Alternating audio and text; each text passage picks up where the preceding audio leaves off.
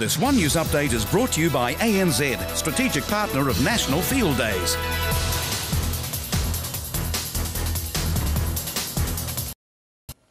An alliance of education sector groups has made a joint call this afternoon for the government to call off controversial classroom cuts. It's also not ruling out strike action across the country in an unprecedented show of unity. And the group believes parents will support them.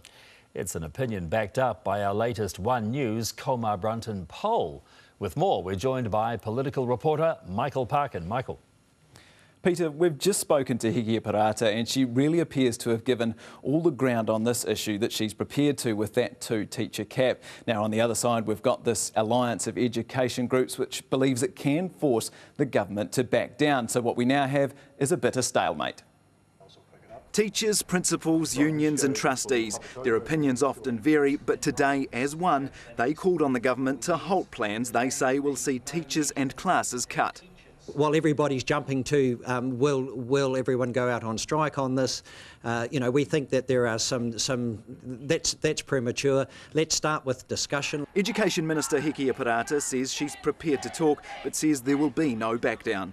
That's not on the table. What's on the table is how we raise student achievement and how we do that for all New Zealand kids. It's a stance the Minister may regret. In our latest ONE News Colmar Brunton poll, we put it to voters that the government intends to improve teaching quality in New Zealand schools, but will increase class sizes to pay for it, and asked if they support the government's plan for bigger class sizes. Almost 80% of people said no. Just 17% said they support the plan. Well, I think that there's been quite a lot of heat and not so much light. The Labour leader lucked out when he put the class size question to these kids. Are you pretty squashed in there at the moment? Got a bit more room to spread out? But David Shearer says this poll shows parents want the government to scrap the reforms.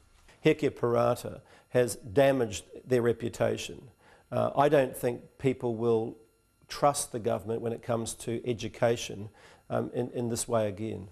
And the Prime Minister concedes the unveiling of the plan hasn't gone well. Can you do things better? Well, you can always do one or two things better.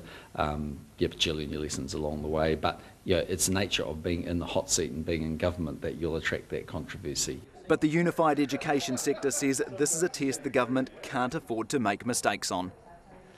So, Michael, we heard in your story there that talk of strike action may be premature, but many parents will be wondering whether it's still possible.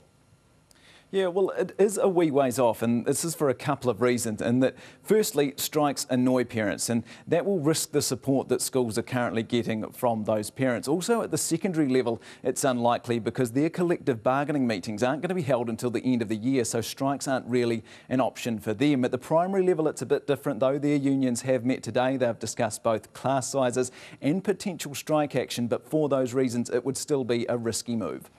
Thank you. That's Michael Parkin reporting from Parliament.